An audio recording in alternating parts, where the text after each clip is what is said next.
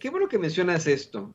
Ahora nos convendría en todo caso que diputados como el mismo, eh, pues este señor, que es el hijo del exgobernador Aymas, ¿no? En Campeche, diputados priistas y hasta panistas se rebelen y voten a favor del pueblo de México por una reforma que, insistimos, lo único que busca es darle la prioridad a los consumidores mexicanos, fortalecer a la Comisión Federal de Electricidad, proteger al litio, que es muy importante como mineral de la nación, una reforma que evita que los, vamos, empresarios tengan el sartén por el mango y puedan determinar los costos, como lo hacen en España, como lo hacen acá en Estados Unidos.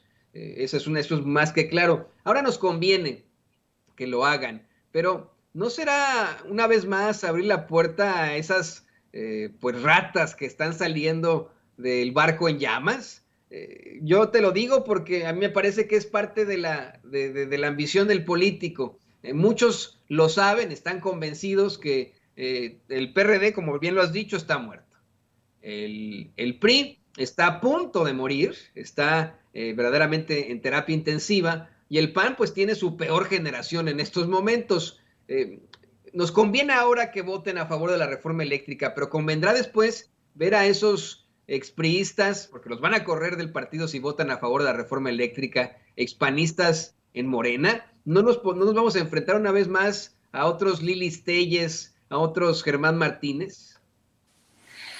Sí, pero yo, fíjate, Antonio, yo creo que parece un tema baladí, parece un tema sin importancia, pero yo creo que el gran problema que tenemos en México es el tema de la ética. Yo recuerdo que en la década de los 90, justamente cuando hubo numerosos escándalos de corrupción en España, en Francia, en Grecia, yo me acuerdo que algunos de los más importantes filósofos europeos hablaban del tema de la ética, recuperar, rearmar éticamente a la clase política, y no solamente a la clase política, sino a toda la sociedad. Y insisto, este tema, si lo escuchas, la gente dirá, bueno, la ética, ¿qué tiene que ver la ética, no? No, la ética es un componente fundamental que nos viene a recordar un poco a todos, incluidos los periodistas, por supuesto. Desafortunadamente en este país y en Estados Unidos y en todo el mundo, la ética se ha convertido en una especie de accesorio del que puedes prescindir, ¿no? Realmente casos como los periodistas sin censura, como tú, como Vicente, como toda la gente sin censura, desafortunadamente son la excepción, y también ocurre con los medios de comunicación en México. La ética, la honestidad son la excepción, han sido la excepción durante los últimos sexenios. Y parece sin importancia, pero tiene mucho que ver. Y la gente, fíjate que es muy interesante, la gente que vive en Estados Unidos, nuestros paisanos, cuando se asoman a su país, porque se asoman por nostalgia o por los familiares, dicen, ay, ojalá que mi país cambiara, estuviera mejor, pero ellos ven también, reconocen la importancia de que hay una nueva ética, una nueva moralidad, porque ellos ya están, ya viven en esa cultura donde hay componentes éticos más robustos. No estoy diciendo que en Estados Unidos no haya corrupción, no haya malandros, no, pero es que se ve con otros ojos a tu país desde fuera. Y, y yo creo que esta gente del PAN, que como tú bien dices, yo creo que es una generación perdida, son unas manzanas podridas, y quizás la peor manzana es la de Felipe Calderón. Háblales de ética a Felipe Calderón y se parte de la risa, porque es un borracho, es un delincuente, o a Margarita, es, le vale gorro, todo, háblale de ética al señor Alito Moreno y se parte de la risa. Él lo que quiere hablar es de Botox, ¿no? O de que su pelo, de corte de pelo está bien, o que su camisa esté bien planchada. Son gente que no entiende de ética. ¿Y por qué? Porque entre periodistas y políticos consiguieron o se pusieron de acuerdo para echar por la borda esa ética que de alguna manera intentaba recuperar. Yo me acuerdo que durante la presidencia, o mejor dicho, durante la candidatura a la presidencia de Miguel de la Madrid Hurtado, la preocupación de recuperar la ética fue, incluso propuso la creación de una Secretaría de Renovación Moral, que enseguida se vino abajo. No, no fue posible. ¿Por qué? Porque el ambiente era tan corrosivo, tan corrupto, que era imposible recuperar esa ética. Entonces, algo que parece anodino, algo que parece que se puede solamente discutir en el campo filosófico, resulta hoy de gran importancia en momentos como este. Pídeles tú que a los legisladores del PAN y del PRI tengan un poquito más de ética. Pueden decir, ¿qué es ética? ¿No? No entienden. Es como antes le preguntabas, es como si les preguntaras a los malandros, oye, tienes que tener derechos humanos, mayor observancia de los derechos humanos. Y es, ¿qué son los derechos humanos? No entienden. Entonces, yo creo que efectivamente la clase política mexicana se ha echado a perder. Y de ahí esta iniciativa del presidente de México de hablar realmente de una cuarta transformación que implica abonar el terreno de la ética, de la honestidad, no solamente para la clase política, para los periodistas. Eso es fundamental, Toño. Tú sabes muy bien, tú eres periodista y has visto cómo a lo largo de todos los últimos décadas, desde Estados Unidos, has visto estos periodistas corruptos, ratas, malandros, que se han enriquecido. Todos los periodistas de mi generación, todos, Antonio, cuando yo regresaba de Europa o de donde yo estuviera a tocar base en México, mis compañeros de generación ya se habían vuelto millonarios, todos. Y eso fue porque ellos avanzaron en una dirección y yo en otra.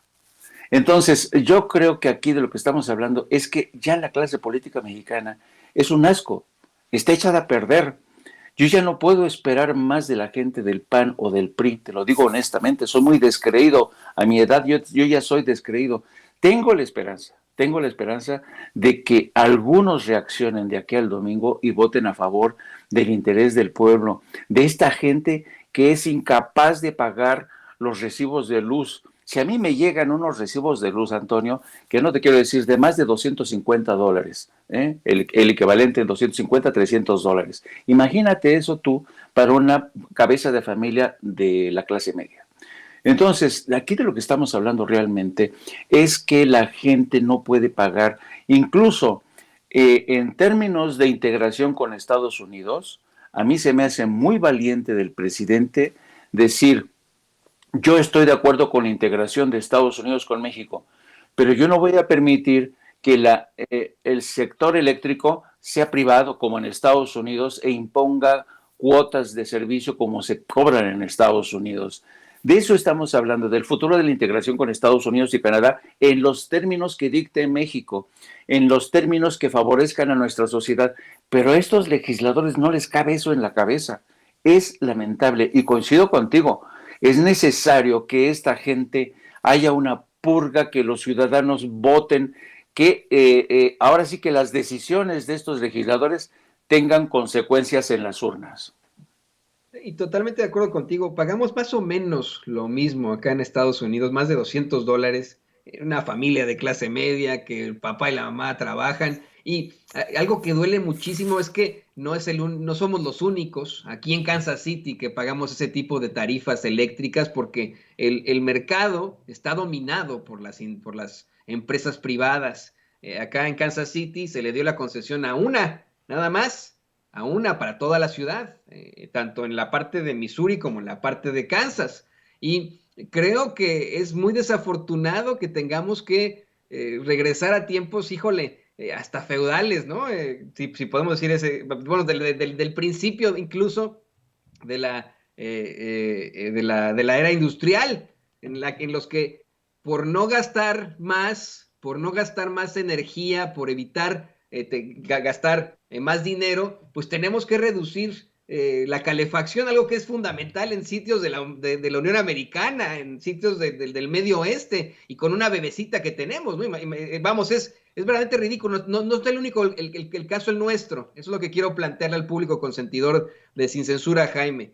Muchos mexicanos, muchos muchas personas que vivimos aquí en Estados Unidos tenemos que hacer ese tipo de situaciones para no gastar tanto, hasta quitamos la calefacción, arriesgándonos a congelar casi la casa, porque no podemos pagar las cuentas. Y por eso es que los mexicanos tenemos que reaccionar ahora. Por eso es que, así como lo mencionas tú, basándose en esa integridad, en esa ética, los políticos tienen que pensársela muy bien, tienen que reflexionarlo, tienen que saber que esta no es una determinación al ahí se va, que a lo mejor tiene que tener ciertos tintes políticos, no, es una situación que puede cambiar el futuro de México.